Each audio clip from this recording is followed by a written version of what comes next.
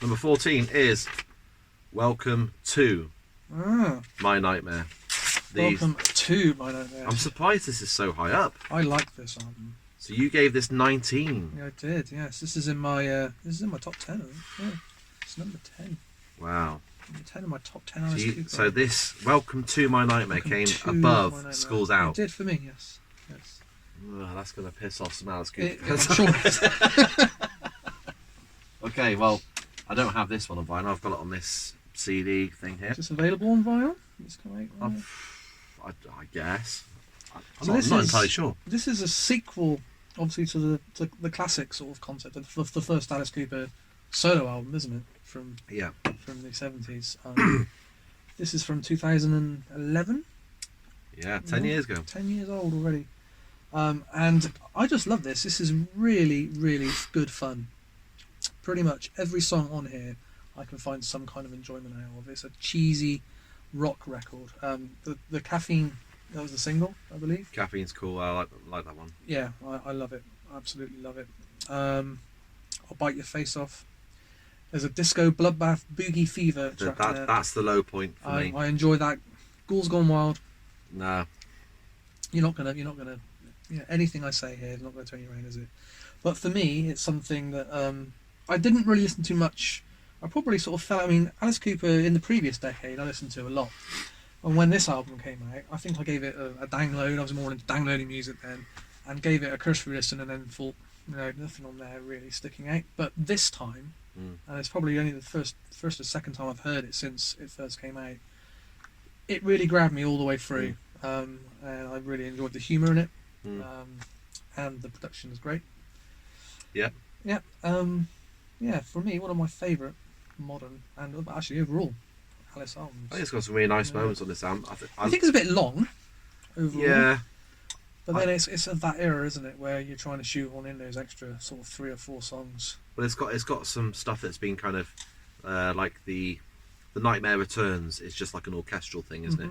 And the concept of it is, I mean, it's as a sequel to the original. How do you think that holds up? Well, it's a bit weird because they got some of the original band back on this to kind of put some bits on, which felt a bit weird because you're asking the original band to be on a sequel to his first solo album. That must have stung a little bit.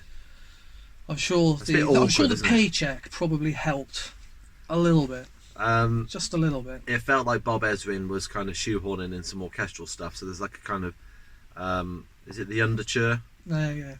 Where it's kind of, is that the one where it's like a medley of different stuff, and it goes on for a bit, doesn't it, as well? It's quite well done actually, but it's not the kind of thing I want to listen to again and again. It works well within the concept for me, I think. A lot of people hated the opening track "I Am Made of You" because it's got that it's not auto tune, it's that square wave sound. It has, yeah. I really like it, and then it's got a solo on there from Steve Hunter, one of the guitarists from the 70s, which is just perfect. It's a beautiful solo, and that makes "I'm Made of You" like, probably one of the best songs in his last 20 years.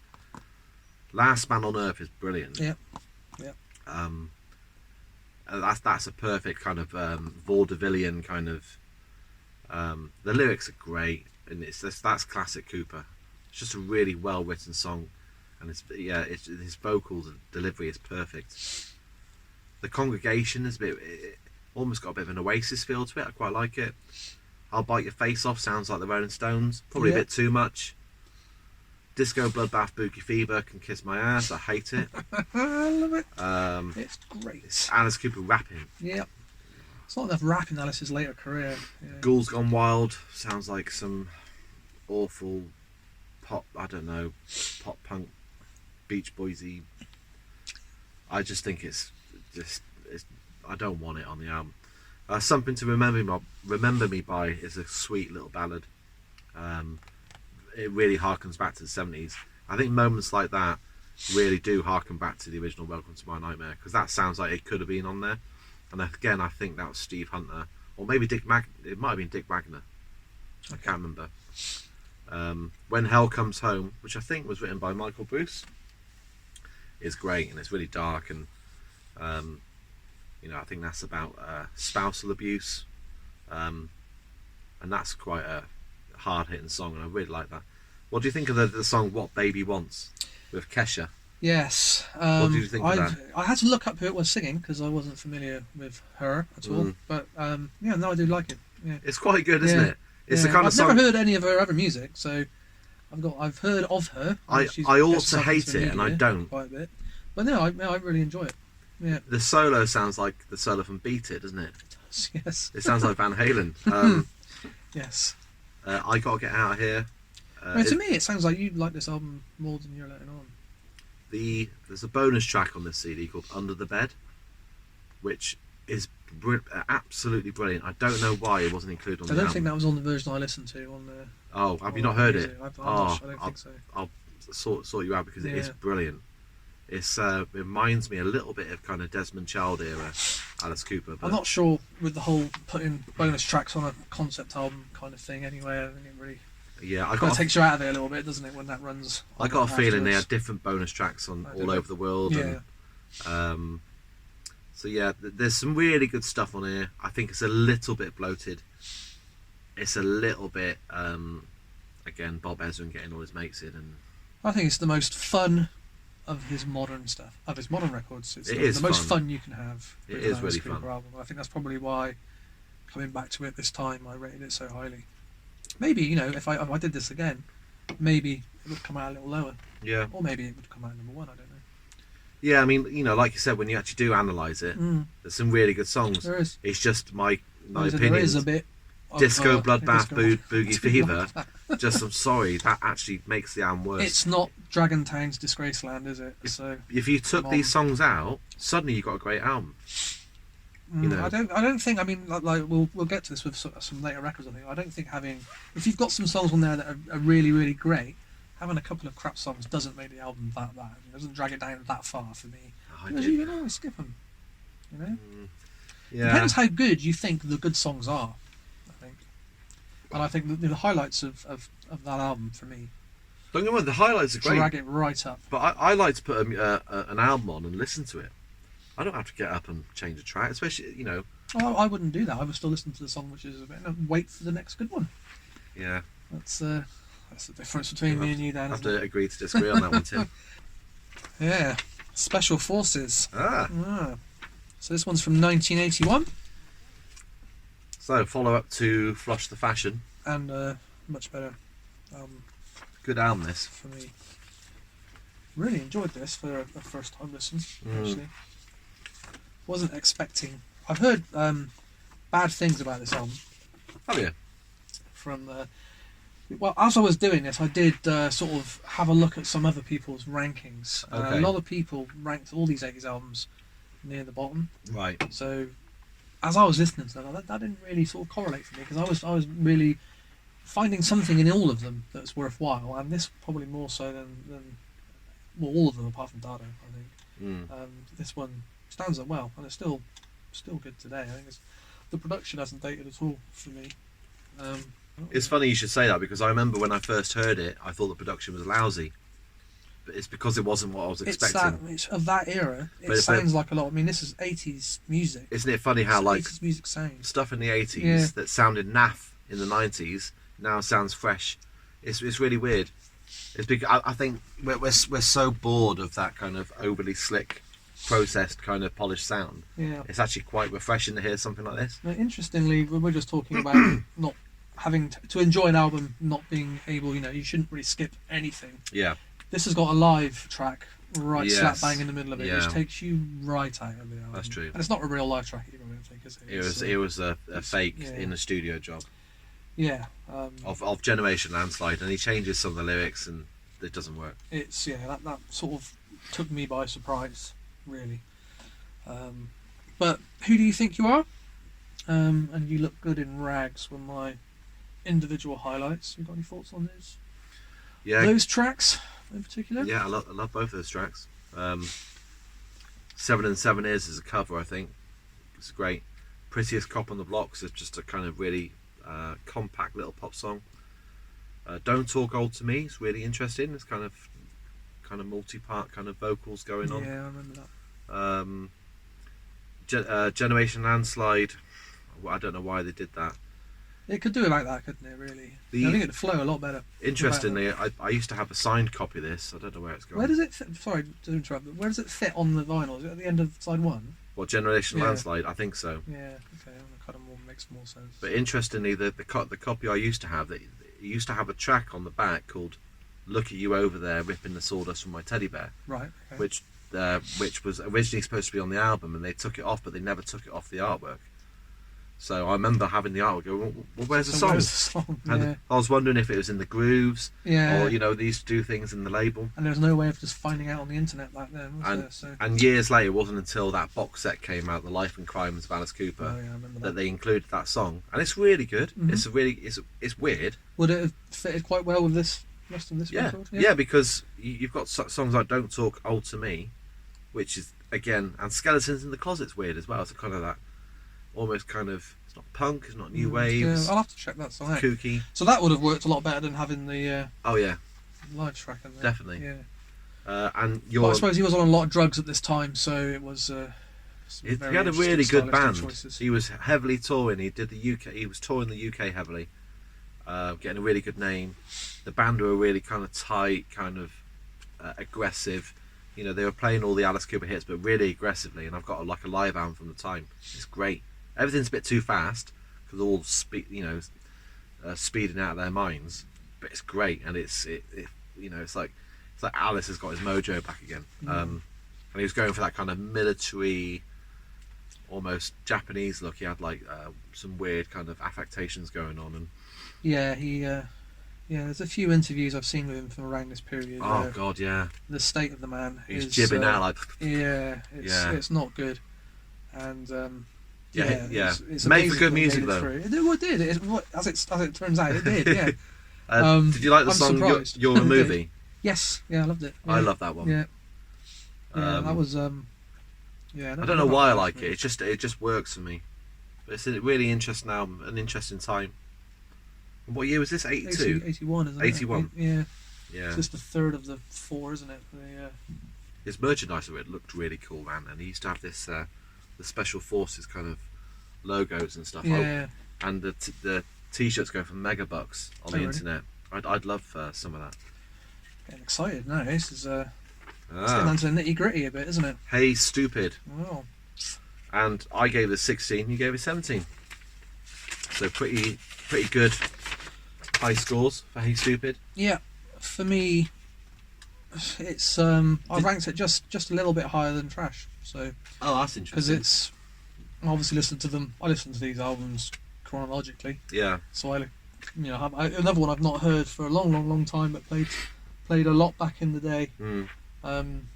The highlights of this are stronger than the highlights of Trash Hmm. for me. And again the artwork's amazing. It's more Alice Cooper. It's It's got more of his personality in it. Yeah, Feed My Frankenstein. It's a massively popular song. Well, this is Wayne's Yeah. World time, wasn't it? So Yeah, Hey Stupid, the title track. I do Snake enjoy Bite it is more. great. But then I was a fan of Trash, so I think I was gonna like this one. Mm. It's more of the same, but dialed up a bit for me. And a better album. I've got a lot of affection for this album because when I first got into him, when my dad bought $1 Billion Babies, and he saw that I liked what I heard, so that Christmas he bought me The Beast of Alice Cooper, which was like a best of the band era. Yeah. And he bought me this, which I guess was That was the new album. the latest album Yeah. that had come out. And so I rinsed this album. I loved it, and all the way top to bottom. I mean, the last track, Wind Up Toy, is quintessential Alice Cooper. It's got the horror element, the humour, the kind of spookiness. My two boys love it. They love the spoken word bit at the end. It makes them laugh. Snake Bite, just great guitar work. Dangerous Tonight is great. Might As Well Be on Mars is a bit bloated but great.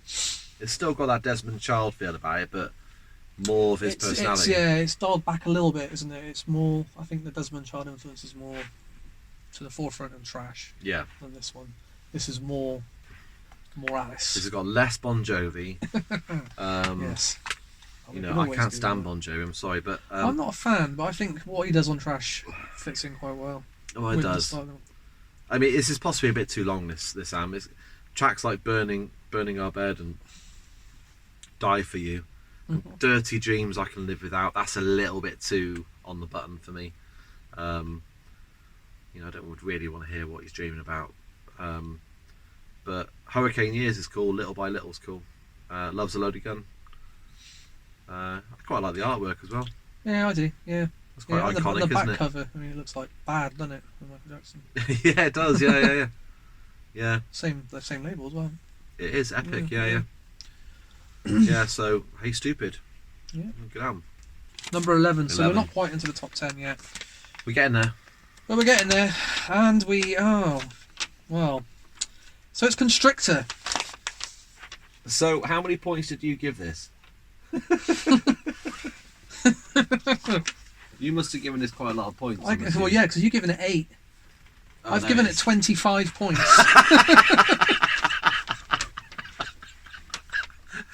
you gave this 20. So this is the fourth best Alice Cooper in album. my eyes. Yeah. Mainly for Look at that artwork. one song, obviously. We're talking about albums, Tim. We're not talking about. I know, but it's on this. That song is on this album. Yeah, I'll tell you And what else for is. me, it's that drags it up. I'll tell you what quite else high. on this album, Tim. Teenage Frankenstein. Phil My Gorilla is Yeah, on which this I album. love. Phil My Gorilla. That's Jesus proper Christ. cheesy Kane Roberts, isn't it? It's awful. It's the yeah, pits. Phil My It's the Gorilla absolute pits. is actually my third favourite song on there. You're kidding me. I mean, Life and the Death of the Party is better than Yeah, that. no, I like that as well. Simple Disobedience is better than that. The World Needs Guts. Yeah, I like the world. Yeah, but for me, it's all about these two songs. Okay? The Great American Success Story sucks ass as well.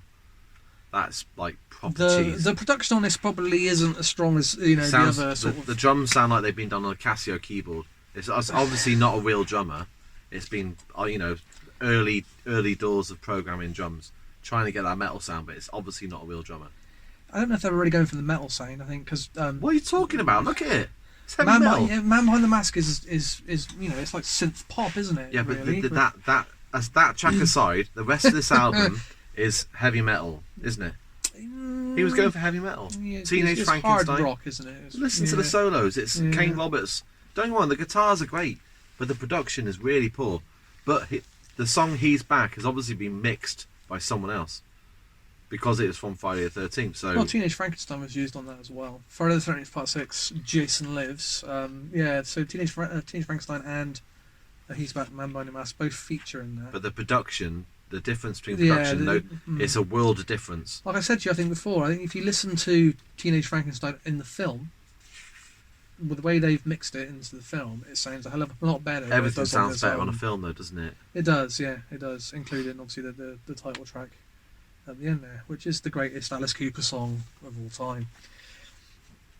Which is the reason why it gets 25 points and drags itself isn't nearly into the top 10. Don't get me wrong, I really like He's Back. Nearly I into love the the top 10, video number as well. Love when he comes out of the screen and have you seen it? I have seen it, yeah. Yeah, it's proper cheese Have I fest. seen it? But it's got. Friday the 13th Part 6 is I'm a big fan of that series of films, and that's my favourite one. This is his first sober album, by the way. So yeah, this was the This for was him. Alice. This was the comeback, wasn't it? Really, It's After an a few important years album away. because after Dada, he nearly died and he came back sober thanks to Kane Roberts and the people around him. And he made a great record. MCA signed him, so this is his first album after Warner. You look at the artwork; it is what it is. But again, it's off It's the time. okay. I mean, it's You can imagine being a 14-year-old kid walking into a record shop and you'd see that, you think, oh yeah, yeah. It's Alice Cooper. It's got the snake. It's you have like some Motley Crue and stuff in Wasp and all I mean, that. if you compare the artwork on that to Raise Your Fist and Yell, I mean that is a million times better. There's not much in it. And that's a million times better. But don't get me. There's a few songs now I love He's Back. Life and the Death of the Party is a great song. The World Needs Guts is great. The rest, Teenage Frankenstein is alright, but it all sounds a bit weak. Teenage Frankenstein. I mean, it obviously sounds a bit like Feed My Frankenstein, doesn't it? It's not. We record this million miles album with away. a proper drummer and a proper producer, I'd like to hear that. and you've got. I don't think there was talk about maybe remixing it, but I got a feeling the factory burnt down, so all the masters are gone. Yeah, I think this is why we've not seen a vinyl reissue of it as well, which is a shame. For that and for Raise Your Fist. Well, more so for this than for Raise Your Fist. Yeah, if it's caught up in MCA, it's probably a bit of it. Yeah. So yeah, it might be a case of hunting down a second-hand copy on Discogs. So there's definitely a difference of opinion on I love it. Constrictor. I love it. Is this fourth favourite album? Ah, okay. Is it my turn? Yeah, I think now? it's your turn. I'm glad I got to reveal that one. That's made my evening. Just a shame I couldn't drag it into the top 10. That would have been controversial. Okay. In at 10. It's going to be good now. This is going to be good. It's all good now. It's all been good for a while, really. Okay, Muscle of Love. That makes sense. So you get, what did you give that? You gave that 14. I gave that 20. So yeah, the last album of the Alice Cooper group. And this is quite an interesting Came in this weird record. Weird packaging. It was meant to look stained. I think they had a lot of problems selling this because it wouldn't fit in the racks, and apparently there was an issue with the mastering, and they had to recall loads of copies. There wasn't really a concept on the album. It was following Billion Dollar Babies, and this album sounds to me like a band who are just trying to prove themselves musically. Maybe they had a bit of a chip on their shoulder. Maybe the band were rebelling against their frontman. It was all kind of coming to an end here, wasn't it, with this one for the band? I think Alice himself was moving further away from the band, and there was probably some resentment going on. Bob Ezrin was out of the picture. He was going through some issues, so they had a different producer. I actually really like this album. I think it's got some really strong songs on it. Yeah, never been sold before for me. It's probably I love the title track, Muscle of Love. Yeah, Muscle of Love. Yeah. Great guitar riff. Woman Machines, brilliant. What's the first track? Big Apple Dreaming. That's a great song, and I don't think I've heard that live. I love it. Working Up a Sweat, my favourite masturbation song ever.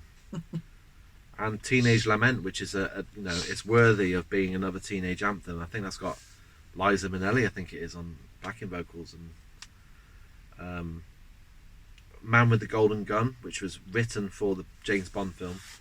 And I have a feeling they either sent in their copy too late, or it got rejected. I think it got rejected outright. Who did the song in the end? Man with the Golden Gun. Who was that? I'm not a Bond fan. I couldn't tell. I remember hearing it and thinking it was lousy, and the track on it is brilliant. The track on here is good. Yeah. Because you can tell that there's loads of James Bond little motifs that they've included. Yeah, I think they really put a lot of thought into it, and it's a shame. Well, I don't really care because I'm not a Bond fan. The song still exists as it is, but yeah, they put a lot more thought, I think, than a lot of Bond themes get, and it's a shame it didn't feature. They probably looked at Alice Cooper and thought, no, that doesn't really fit with the whole James Bond's very sort of clean cut, isn't he? I think, and it's a good solid album. Not as good as what came before, and there's a few albums afterwards that I prefer, but I do listen to this one often. I would go back to this one quite a bit. It's definitely overlooked, and it's due some love and attention. I'd love to see this one repackaged and remastered, and I think people need to give it another go. The song "Hard Hearted Alice," which to me sounds like, I think it was written by maybe Michael Bruce. Seems to me like it's a kind of a heartfelt kind of plea to Alice to sort itself out. Well, maybe he was enjoying the fruits of his stardom, and maybe the band felt they were getting lost in the noise of it all. Yeah. But yeah, you can definitely hear the band coming to an end. But it's a really good album. A nice way to end it, really. Yeah, definitely. From the Inside, 1978. So you've ranked this really high. 23 points. Where did you put this? I gave it 12 points. Right. Okay. So yeah, it's so quite a difference of opinion. Middle of the road for me. So this is a concept album, which I kind of struggled with the concepts on, to be honest. The artwork, the presentation of it, you showed it to me earlier on, is fantastic. Yeah, they really hit it out of the park with this one. Really, really special. So this was say inspired by Alice's own time in a rehabilitation centre, which turned out apparently to be some kind of psychiatric ward of some kind. I don't, you know, I love all the stories Alice tells. I don't know if I believe most of them, but they make for good promotional material. So, but that doesn't matter. But yeah, I mean, the concept's great because everything links together. All the characters of each songs are all in the artwork. You know, you can see them all coming out of the. Now, I think I would have the facility in the I back would have there. loved this as a kid. Yeah. To have this, and I probably would have appreciated it more. Yeah. Listening to this, because this was another first time listen for me. Listening to this for the first time on digital and not having the artwork and not being able to see, and I kind of struggled with the concept of it more. It's This also is the one. This is one that you've told me I should give more listens to, and I'll probably. It took me a while to get into it, and the sound's very. It's got a very late '70s sheen. It's got a lot of synths. It's got a lot of female and male backing vocals, which when I first heard it I was like, ooh. Yeah, the standout tracks for me, "Serious," which I really liked. "The Quiet Room." I got a feeling "Serious" is one of Alice Cooper's favourite songs of his own as well. I can see why. "Quiet Room's beautiful. I Yeah. love "The Quiet Room." But then there was a couple of bits on the album that really quite annoyed the hell out of me. "Nurse Rosetta," I think, I love in particular. Nurse Rosetta. The lyrics on that. They're a bit on the button. Yeah. I remember my mum came in. I remember I was playing that once, and the bit where it says I'm sort of risque, isn't it? I'm suddenly twice my size. My Yeah, pants yeah. all wet inside. I remember having that on in my stereo. My mum came in, and I was like, oh. I think I also struggled with this one because I listened to it. I sort of split listening to it in half. I listened to the first half of it on the way to work in the car, and then the second half listened to it when I was at work. Right. So "Nurse Rosetta" came on as I was pretty much pulling up to the studio, and I was sort of cringing a little bit at the lyrics of it, and that stuck in my mind as a negative for this record. I the love it. stronger songs, "Serious" was great, and it looks brilliant. I mean, if all albums had that kind of thought and attention paid to the artwork, It's wonderful. It's co-written with Bernie Taupin, so Elton John's lyricist. I think it's a really clever album. It's got some really lovely pop songs. Jackknife Johnny's really heartfelt. "Million Billy," some kind of weird love song between, I think it's brother and sister, about killing Millie's husband and chopping him up, and it's great. But again, it's not. If I was to recommend an Alice Cooper album, I wouldn't recommend this one if you were only just getting into him, because it would probably put you off. Yeah, I think so.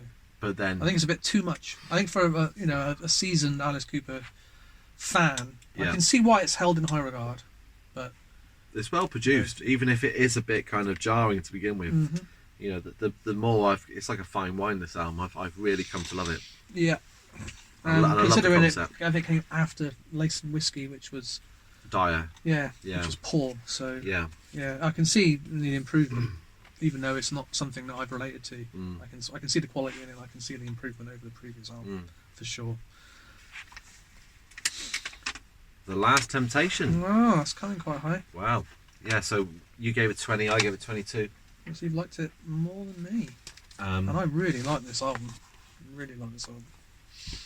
I would say this is one of the last great solo albums, with one exception. Because I remember buying this when it came out. So was it 94? 94. Yep.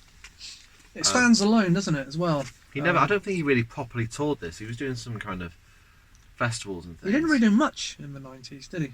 That mid-90s, when grunge was taking over, and obviously that's got a part to play in this, because you've got the likes of Chris Cornell co-writing songs. Yeah, it definitely has those elements, doesn't it? Of the, he's even on some of them, isn't he? He's on Stolen Prairie's on, and maybe one more. But the whole concept is great. It's got that. It starts off with Sideshow, which kind of lays the groundwork, and it's got Neil Gaiman, and he did a comic book series to go with it. but the songs are really well written. It's a really good band. It's really well produced because it just sounds like a proper rock band, and you can tell they're kind of influenced by the likes of Soundgarden and the Alice in Chains and that kind of Seattle sound. Yeah, I agree. Without it sounding like Alice goes grunge, it's still Alice Cooper, and it's still got his humour, especially. It sounds relevant and within its time. Yeah, I think. definitely. Yeah, I think it's very, very overlooked because it still sounds good as well. Oh no, yeah, it does. Yeah, it does. I agree. You're My Temptation, what a song! And it really leads into sort of conceptually into Brutal Planet quite well. And listening to them consecutively. Not in sound, but in theme. Yeah, In theme. Yeah, that's what Yeah. I mean. Yeah. I was surprised how much it worked like that, because it does almost stand alone, and what it does, it stands alone, doesn't it? In its discography, really. It's Hey Stupid and Trash were before. It's a strange album, isn't Brutal it? Planet and Dragon Town come afterwards, and it's just like out there on a limb. Yeah. A little bit, but it does, it does have that follow-on. With Alice Brutal tried Planet. to claim that this was part of a trilogy. That it was this, Brutal Planet, and Dragon Town. I don't buy that, because obviously no, I wouldn't agree with that at all. You know, this came out in '94, and then Brutal Planet. There was a 6-year gap until Brutal Planet, which sounds totally different. Maybe in theme, but I think that the concept and the theme is much better kind of realised on this. Definitely. It's true to say that this album has definitely got a religious overtone.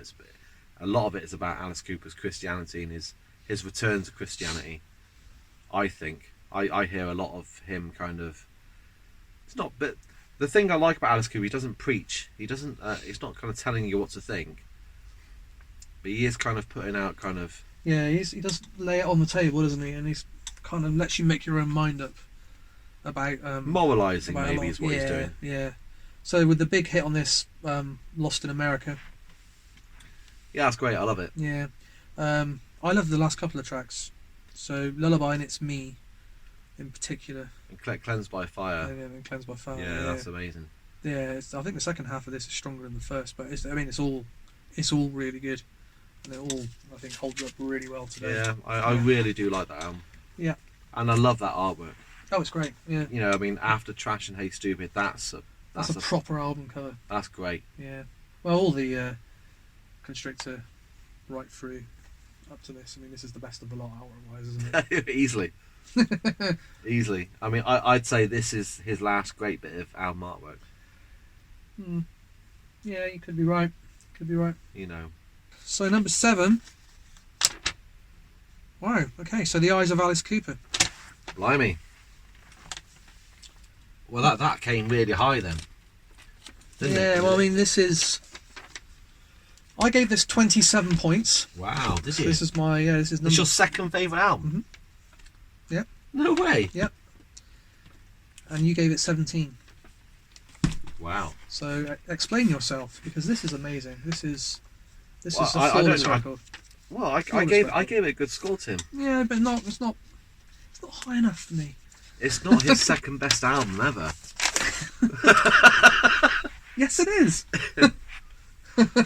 It's not. Every single song on this. So listening to it again, when it came out, I loved this and I played it to death. And then it's something that kind of got lost in the shuffle a bit for me, I think. And then my musical taste has probably changed a bit over the years, and I didn't listen to it as much maybe in the last 10 years. And then coming back to it, it sounds fresh as a daisy, and every single song I love. It's a really good album. There is not a bad track on it. There isn't, so don't say it. I'm So Angry. It's great. Backyard Brawl. That's brilliant. That's a proper foot stomper, isn't it? It's the whole thing from start to finish. I like a lot of the songs in this. Novocaine should have been a number one hit. It really is that such good. Such a tune. It's such good. That's a proper great pop song. I liked Man of the Year as well, and Spirits Rebellious is good. Yeah, and of course Detroit City's on here, which with a proper chorus in it. And he's got the touring band on there. Yeah. Who were great. They had Eric Singer from Kiss at the time. Chuck Garrick as well.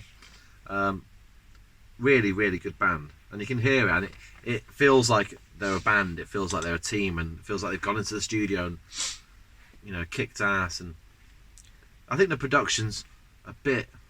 Is it the same? It sounds like a. Was it Mudrock who did this? The guy who used to do Avenged Sevenfold and all that kind of stuff. I think it is, isn't it? Yeah. It sounds a bit like that. But it's deliberately harking back to that, that Detroit Iggy Pop kind of saying, isn't it? It succeeds. And it does it perfectly. It succeeds more than Detroit Stories does in that way. Absolutely, yeah. Because it actually feels like a band. It's not like a bunch of session guys. I think it's the best thing that he's done since the 70s. Without a doubt. It's very, very good. I mean, for me, I'd probably put Last Temptation above this, but I think you did. You've really dragged it down for me, actually, with your ranking, because it was, what's it, number 7? You put this as your second My favourite. second favourite Alice Cooper. Is this favourite or best? It's his favourite, isn't it? So you don't. I mean, it's opinion. This is all opinion. Okay. I mean, it's subjective. You can't say this is the best, and with any authority, can you? You can just say this is my opinion, and in my opinion, I get so much out of this every time. And like listening to it again, it's a fun album. It's brilliant. I put it on twice. It doesn't outstay its welcome. Yeah, it's a fun album. Detroit City on here is how it should sound. And it really, at the time, it was harking back to recent musicians as well as the classics. I always liked This House is Haunted because it goes all grandiose and you think, oh god, here it comes, and then it goes back to quiet again. I've always thought it was really nice how it did that, because it would have been so obvious and the artwork, to go into a big metal section. What do you think of the artwork? I quite like the artwork. I quite like it actually. Yeah, it's not incredible, but again, it goes with the concept of the album. It doesn't need to be. The concept is just that it's a bunch of cool songs. Exactly, and the eyes of Alice Cooper are on. Are on the album cover. The eyes of Alice Cooper. There you go, eyes of Alice Cooper. What could you ask for? What a record! It's a good album. Your second favourite? My second favourite. Yeah, I think it's your turn now. I mean, I've had both my favourites that you don't like as much, haven't I? It's worked out quite well, this. Okay, and number 6, Alice Cooper Goes to Hell. Yes. Well, that's. And what points do we give this? Because I ranked this high. Yeah, you ranked it higher than I did. I did 21, high, and you gave it 24. Yeah, so this is the follow-on from Welcome to My Nightmare, isn't it? It's interesting that you should give it such a high score, actually.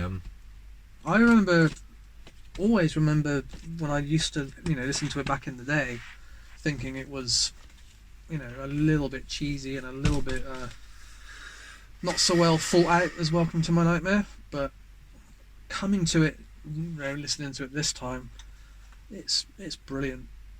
I love it. It's very this is very Broadway, isn't it? This is about this is the me that likes musicals. The me that loves Jesus Christ Superstar. You could actually make a musical out of this, couldn't you? I would go and see this as a stage show. I've often thought that you could make a really good Alice Cooper musical, couldn't you? Because he's got all the kind of the songs which are kind of you have your kind of your big hello hooray beginning, and then songs like Give the Kid a Break, where he's literally talking to God, or whoever is, or it might be the devil actually. You could predict the story pretty much, couldn't you? But I think the songs could be brilliant. This whole album's very, very musical theatre, isn't it? It's the most successful. I mean, he's attempted musical theatre throughout the 70s on various records, and for me, it all comes together perfectly here, absolutely perfectly. And I rank it just a little bit better than Welcome to My Nightmare, shockingly enough. It's weird. I mean, they're very, very similar albums in that respect. The concepts are very, very strong, but for me, this one, it's got the edge. There's a few tracks on here. The title track, Go to Hell's great. Is one of his best songs, without a doubt. It is a really good, cool song. The things that let it down for me are like You Gotta Dance. Sounds like kind of. That's the It's a bit disco-y, and then I like it. What's the other one? I'm the Coolest that comes after that. That's. I like that as well. I don't understand what he's trying to get on that. Is he trying to be Barry White, or I just don't get it. Yeah, that's what I mean. That's why I think when I said that it was cheesy, I think I remember those songs from listening to it before, but listening to it now, I think it fits in really well with the whole record. It's just those two songs aside. After that, I love it. Like Didn't We Meet? I love I Never Cry. I think it's a beautiful. It's probably better than Only Women Bleed for It's me. very heartfelt, isn't it? That song. I love it. Yeah. It's really, really clever lyrics. Mhm. And then side 2 kicks off with Give the Kid a Break, which you can imagine at some kind of big stage show, and with all the pyrotechnics. It's perfectly written. And then it goes for Guilty, which is great. You got Wish You Were Here, which is a brilliant rock song. Yeah, that's one of my standout tracks on it. I mean, the guitar work on that. So you had I'm pretty sure it was the twin guitar of Steve Hunter and Dick Wagner, and they're just on fire. I'm Always Chasing Rainbows. It's quite an odd idea, but it works. Mm-hmm. It works in going into Going Home, which is kind of like like a show closer, isn't it? Yeah. It's a really good album. My opinion on it has changed over the years. It surprised me this time because I was expecting it to be the slightly cheesy album that I remember from when I was younger, and it isn't. I think as I've matured, it's matured with me. It's a shame we never toured it. I think there was some maybe health issues or something. I'm not quite sure. So it's one of those albums that kind of gets lost in the mix a little bit. So 1976. Goes to hell. Yeah. So all the obvious ones are still to come, obviously. Wow. Oh, there's some surprises. I know there's one. It's going to be interesting. I know there's one surprise here, isn't there? There's one that I think a lot of people don't have as high. Oh yeah, it must and be. I think it's going to be Is here. that going to be this? I think it is. Number 5, yeah. DADA DADA. from 1983. So you've given this slightly more than me, but we both obviously at this point now Well, did we're I both give it? racking up the points, aren't we? You give it 24 points, and I gave it 22 I'm points. really pleased that you like this one. So yeah, this is amazing. I've never heard this. Never heard this before. I think one of the And I reasons loved I was really keen on doing this. You said I might hate it. I remember. Yeah. Yeah. A lot of people do. Yeah. There's a lot of Alice Cooper fans who I've met who just can't understand why anyone would like this. Yeah. Remember when I said earlier on I watched a few videos I think on YouTube of rankings, and I put this and Special Forces right at the bottom with a lot of people.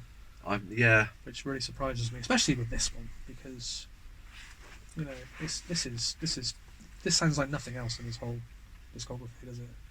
Basically, it's a masterpiece. It's a very, very unique record. Unique record. It is a masterpiece, and I don't know why it is. It just is. It's an album that shouldn't make sense, and it sounds all wrong as well. It's for an Alice Cooper album. You know what I mean? Yeah. Everything's wrong about it. The musicality. I think Bob Ezrin was back in the fold. Alice was really ill, and I think Bob Ezrin had just got on hold of a new synthesizer, the Fairlight, and that's all over this album. Yeah. All over it. For me, I mean, obviously we've just done as the label the Kate Bush split single. Yeah. And then obviously the Dreaming is the most Fairlight heavy album. And I've listened to that so much recently since we've done the track with Tony Reid, and the Fairlight on this just really brings it out. It's such a unique sounding instrument. It has a real cold quality. Perfect to it. for that sort of that early '80s production as well. It's a really sinister album. This. Yeah, the opening track especially. I mean, that's. Yeah, it's a weird one, isn't it? Because some of the songs are kind of like '80s power pop, and yet there's such a cold feel to it, which shouldn't work, but it does. It's also got like probably his most when he does his satirical kind of tunes. Is it I Love America? That's brilliant. Which is incredible. That deserves to be in everyone's top 10 Alice Cooper songs. Yeah. It's brilliant. I love one of my standout tracks on here. Sure. The lyrics on that are great. I love the track Formerly Warmer. Formerly Warmer, sorry. Yes, Formerly Warmer. Creepy as hell, and obviously it was years later that I found out that it was a play on words, and it was because this is the last album on the Warner Brothers label. They wanted a song called Formerly Warner, so they changed it to Formerly Warmer. But it's a beautiful kind of really sinister, scary, almost kind of sad Alice Cooper song. It goes into, it almost has shades of Welcome to My Nightmare, Stephen kind of thing going on. And then you've got songs like, I mean, Pass the Gun Around at the end is the solo on it from Dick Wagner is just on another level.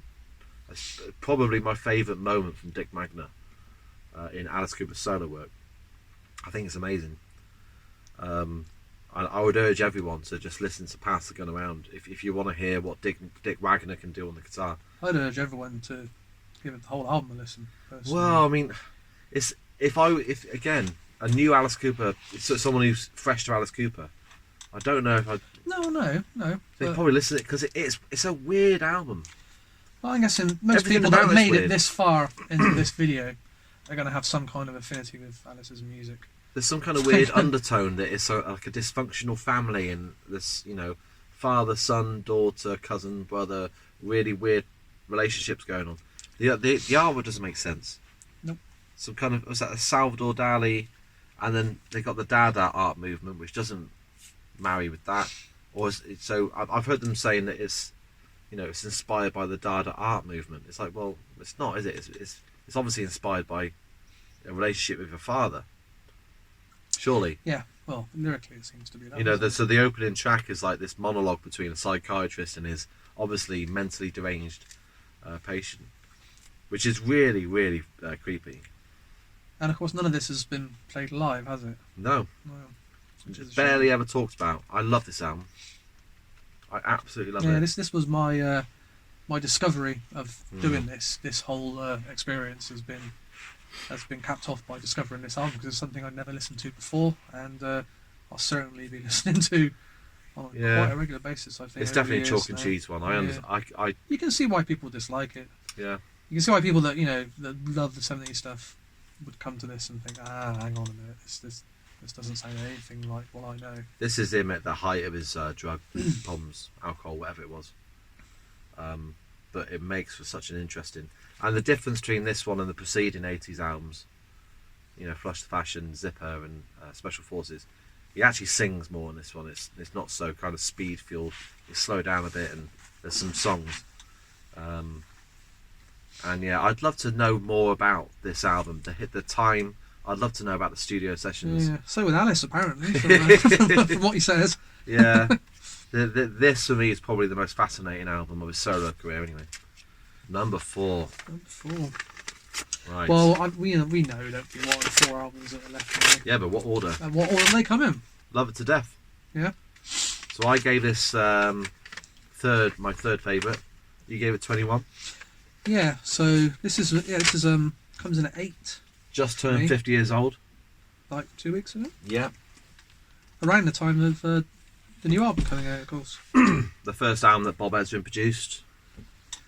The first proper album. It really is the first, but I mean, in terms of what we know as Alice Cooper now, he Bob Ezrin took a band who had potential and completely remoulded them. This is a stunning album, and obviously it had the song "I'm 18" on it. Pretty much one of his most well-known songs. Oh, it's just a perfect song, isn't it? And if you look at the track listing, "Caught in a Dream." The White Fries on here, isn't it? It's yeah. it's, live set staples from Second Coming into Ballad of the White Fry is that's just Alice Cooper all over. I mean, but that genius of, I don't know anyone who's you had like Screaming Jay Hawkins and doing the kind of horror elements, but I don't know if anyone was doing it quite like this really. It wasn't heavy metal, they never were, but no. it was that kind of dark horror element. And then finishing off with Sunrise, the Wolf Harris cover. Which I actually quite like. Yeah, I like it. I don't know how well it works on. I don't know how well it the works album, in today's but- climate. And of course, yeah, today's climate. Black Juju as well, what a great song. Yeah. Creepy as hell. Hallowed Be My Name. I think at these points it's literally just show the album and say, what song, this is great. I mean, all this stuff now is just top drawer. Really, really concise, well written. I mean, Is It My Body is a classic, still gets played today. Long Way to Go is amazing. There's nothing bad on this album. And you think they put 2 albums out this year, Mental. 50 years ago, 1971. This album, and of course Killer. which came out in November. Mm. So the one we're doing the. So a mere 6 months Yeah. after this. It's, This is a great album. It's one of the most productive, successfully productive period of his career, without a doubt. You know, you've got the band there, and it's never really been better than that. Yeah, like you said, there's not much else to say about it. You Yeah. just have to listen to it. I think most people that got 2 hours into us talking about Alice Cooper know love it to death. I don't know all these albums. I'd like to think so. Yeah. Well, so into the top 3. You know, I can't call this. No, it's going to be close. So there's one more solo album, isn't there, Yeah, that we haven't mentioned? So where's that coming? Is that next? I would have thought so. Yeah, it is. Yeah. Right. So yeah. So Welcome to My Nightmare from 1975, the first solo album. So what score did you give this? So I gave this 23 points. And what did I give it? So you gave it 25. So it's my 6th. Yeah. I mean, there's lots of superlatives you can throw at this one. It took a while to grow on me, actually, Welcome to My Nightmare. Really? Well, because it's such a departure from the band, because it's all of a sudden they've kind of given it that kind of West End sheen. Mm-hmm. So the drums and guitar and the bass lack a little bit of bite, and obviously you've got the horns coming in and stuff like that, because Bob Ezrin's not being restrained by the. Yeah, he's really going for it. There was here, definitely a isn't lot of push and pull between the original band, like Michael Bruce and Neil Smith and Dennis Dunaway, trying to rein Bob Ezrin back, and I think that was probably to the benefit of a lot of that Alice Cooper material. Whereas they're out of the picture now, and it's just him and Alice on their own. And so, in some ways, you could argue that made things worse, because you're allowing Bob Ezrin just to do what he wants. But there's no I denying. don't think we're arguing that, though, are we? Well, it works perfectly on this album. Yeah. What I would say is that it feels like a lot of the Bob Ezrin Alice Cooper collaborations coming after this have felt like they're trying to recreate this, and they never really did. It's only really Goes to Hell for me that does, I think. That surpasses this. Mm-hmm. Yeah, I mean, you could argue that. I mean, it's But there's not a duff track on here. It's a great record. it's a really fun Top to record. bottom, yeah. It's a really fun, and again, The concept's fun. it's just like a stage show, isn't it? Yeah. My only complaint is the sound design on this album is a bit too heavy on the horns and the strings and the backing vocals. I would have liked a bit more of just the raw band, but then you get that from the live perspective. It is more the band, and so songs like Welcome to My Nightmare always came across better live for me than they did on the record. But then you've got Cold Ethel, which is just that's perfect, isn't it? Well, so yeah, Welcome to My Nightmare from 75, the first solo album, ranking in the top 3. So his best solo album. I don't think so, but We've agreed by our ranking to say it is. So that probably goes with most of the consensus. I think doesn't so. Yeah, I think most fans would put that at the top, wouldn't they? When it comes to the solo albums, definitely. Great artwork as well. Yeah, again, it's an iconic image, isn't it? It was interesting that because this album came out on a different label, Anchor, in the UK. Was it Atlantic? But Alice Cooper was signed to Warner Brothers. Mm-hmm. The only reason they could release this on a different label is because it was technically sold as a soundtrack. Yeah. Soundtrack to the show, and I think originally the plan was to do this as a Broadway show, but it never happened for whatever reason. So we're down to number 2. Down to number 2 and number 1. What's going to be the second best Alice Cooper album? It's the moment of truth, because I think once we open this one, we know what number 1 is. My God, Killer. So it's Killer. Yeah. Wow. So I'm guessing you put this top, I did. which is what I thought you'd do. So I thought, can't have it all your own way. Let's bring it Killer. down a little bit. Yeah, I mean, what can you say about Killer? I mean, We're going to say some stuff about Killer. yeah. What can we say about it? I mean, this is kind of what this is all about. Is covering this album and paying tribute to it this year. It's 50th anniversary in November. So we've got a killer lineup of bands, no pun intended, to pay tribute to this one. And I mean it's an astonishing album. Yeah, it's very iconic, and there's no messing around with this album. It's 8 tracks. They're all brilliant, and it's a perfect length of an album. The musicianship is as good as it can be. You've got the band who really taking risks, and you can tell they've got a bit of a point to prove on this album.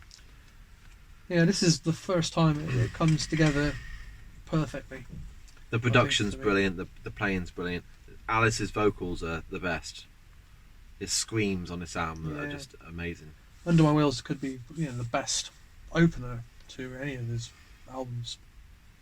Yeah, I mean, Under My Wheels is just perfect, isn't it? And then Be My Lover, and then Desperado, then Halo with Flies.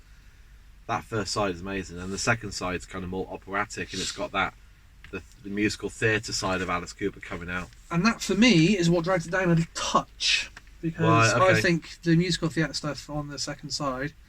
So You Drive Me Nervous is the song that I don't like as much on here. Whereas with the album becomes number 1, and on every single song, I think the musical theatre kind of stuff is done a bit better with the solo albums. And that is why, it's my third favourite Alice Cooper. Is it? Yeah. What was your second again? Eyes of Alice Cooper. We just had a long conversation about that. Oh, I can't believe. Yes, but this one, what can you say else? Well, I'll say you're wrong. Well, This is the best Alice Cooper album. Yeah. That's what I'll say. It's not though, is it? Don't get me wrong. Number one what is a number very well. It's going to be $1 Billion Baby. It is, isn't it? Yeah, we don't need to open the envelope, do we? I want to see. We shall. Let's see what the points are. Yeah, let's have a look at the scores because Scores on the doors. So Killer got 54. So yeah, 55 because you put it second, which is what I thought you'd do. Right, so you've done this on purpose. I haven't done it on purpose at all. I haven't done it on purpose. You've rigged. This was my prediction. My prediction in my head was that you would put Killer above $1 Billion Baby. So you thought what I'll do is I'll stick Eyes of Alice Cooper second. No. It's legitimately. Are you telling me my second favourite album? I like. So every song on Eyes I love. You Drive Me Nervous on here, not so much. It's Killer. It is Killer, yeah. But just because everyone else likes it as more doesn't mean that I have to as well. Yeah. $1 Billion Babies, on the other hand. Don't get me wrong, like $1 Billion Babies for many years was my favourite. I love it. I cannot understand. There's only a point in it. Yeah, I cannot understand how you can put Eyes of Alice Cooper above Killer. Quite simply, I like every single song on the Eyes of Alice Cooper. Oh, you're going to piss so many people off at this. With this one, this is an amazing, amazing album. It's my third favourite album. But that one song just drags it down a touch for me. Alright, well, we're not going to waffle on about Killer because it's a perfect album. And so is this one. And then, obviously, according to me and Tim, more so Tim, through his wrangling of his scores. For you to say that I've in any way influenced this, the result of this, I think is wrong. I don't think that's fair at all. Because this is legitimately the best Alice Cooper album. This is where everything the band were working towards comes together perfectly. Well, I would disagree with that slightly. I love this album. I would say this album's got more to do with Bob Ezrin than it does the band. Bob Ezrin was pretty much in the band, wasn't he? So yeah, but I think he's an unofficial member of the group. I feel like I've been a bit hard on Bob Ezrin. Yeah, you have. You're always running him down. If you're watching this, Bob, I love Bob Ezrin, but I see both sides of it, and I see the side that sometimes I feel that his influence was, to some degree, a negative on the band. It was obviously a great positive on a lot of the music. He's obviously an amazing talent, and there's a lot on this album that I love. That's a direct result of him. So things like "I Love the Dead," "Mary Ann," probably "Hello Hooray" to a certain extent. That sounds very Bob Ezrin. It's an old show tune, and it works brilliantly. It's a perfect choice. And then you've got all the songs: No More Mr. Nice Guy, Elected, Unfinished, Sweet, $1 Billion Baby's the song. What a song! No More Mr. Nice Guy is, for me, it's not my favourite Alice Cooper song, but for me is the Alice Cooper song that I think most people should like when it comes to Alice Cooper. If I wanted to show anybody Alice Cooper in one song, I would choose that song. I would probably play them this album in its entirety. But if it was just one song, I Love the Dead was always kind of because this was the first album I really listened to. My dad bought it at Car Boot, and I remember actually being shocked by that because I was only young. Yeah, I was like, oh my god, I can't believe they're getting away with saying this. But then they'd done it with Dead Babies, so. Well, yeah, I didn't get to hear Killer until a few years later. I picked it up in a record store in Manchester when I was visiting some family. But yeah, vastly different songs, obviously. This is a much more stripped back rock and roll band. Yeah. This is a big production piece. This is basically Alice Cooper as a corporation saying, "Look at this, fuck you," So they're chucking their money at people with this, and it's great because it's like 73. It just says everything about the time, doesn't it? Yep. And they were on top of the world. They were the biggest band at the time. Whereas for me, this is more the artistically gifted album. This one's more of a kind of showpiece, and it is brilliant. And everything, even the look of it, is brilliant. And yeah, it's a very special album. They both are. I mean, on any other given day, it could have gone the other way. I think. There's nothing in it.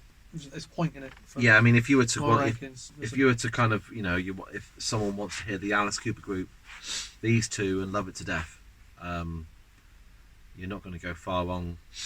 They're all brilliant albums, aren't they? But and I do love $1 Billion Babies. You're disappointed, aren't you? That Killer. No, I'm not. I'm kind of not surprised in a way. I thought you were going to stick Constrictor in number 1 or something. No, I wouldn't do that. Just to annoy me. I wouldn't do that. And like I said, it was quite high. But I'm not really disappointed because this was my first album. Yeah. Yeah. Either way, I mean, majority of people I think would have these two at some way round. Or Love It to Death. In their it's usually that top three. Yeah. And you'll sometimes see Schools Out sneaking in there. I wouldn't agree with that. No, even I wouldn't agree, but it does get in there. But that's been good fun. It's been interesting, hasn't it? I think we've really gone in depth on. Do you some feel of them. like you know Alice Cooper more now? Yeah, I do. I think I appreciate. Do you appreciate him more than you did, or less? More. Yeah, more. I appreciate the how good some of the stuff. I mean, DADA especially has some of the stuff I'd never heard before. I really appreciate hearing those albums for the first time. I think that's been the standout part of this for me. And how much I've enjoyed those ones. Whereas I know that these albums are great. Maybe if I listen to Dada 10 more times, that's going to rise up the rankings. Maybe if we did this again in another 5 years, from the inside, I think different. would also. I think you'd probably feel differently about that. And that's usually sort of ranks quite high, isn't it, with most fan lists? But yeah, I don't think many people will be, if they fast forwarded to the end of the video and just saw these two sat here, they're not going to be shocked, are they? No, I don't think so. No. I think they're going to be offended that you put Alice Cooper up so high. They might be. But it's your funeral, isn't it? It's my opinion. And ultimately, my opinion is all that matters. Cool. Well, I've enjoyed that. Me too. Yeah. So thanks for joining me. This is like the first Pale Wizard TV production that we've done. Have we talked about the label at all? Because obviously we covered off a little bit of a Killer at the beginning, didn't we? So obviously the reason for doing this is we are doing the 50th anniversary of Killer. It's going to come out 50 years to the day. So on November the 27th. Yeah. And we've 2021. We curated 8 bands to basically recreate the album in full. New artwork, all officially licensed, and CD and vinyl. And we've got Kickstarter running right now, so we'd really appreciate it if you could join in. And we'd like to hear your comments as well. And You know, do I'd you like people to tell me how wrong I am about Eyes of Alice Cooper. all tell him how white he is? I don't know. Some people might agree. There might be some freaks out there who agree with you. So But yeah, check out the Kickstarter. It's going to be available vinyl, CD, digital from November the 27th this year. And yeah, we're really looking forward to it. It's going to be hopefully the first in a series of tributes to some classic albums from 50 years ago. yeah, let us know what we should do in 1972 as well, or 2022. We've got a couple of ideas, but we'd like to hear what albums from 1972 that you think deserve some kind of celebration. Because there's so many of them. There's so many great records. Too many. That's the thing. Doing this now, the 70s, every year is chock full of just great records. So it's going to be hard to pick each year, I think. So we might need some help. Okay, let's leave it there. It's getting on. We've been doing this for hours. We've had some technical issues, as you may have noticed, but I think it's been productive. So thanks for joining us, and we'll see you again soon.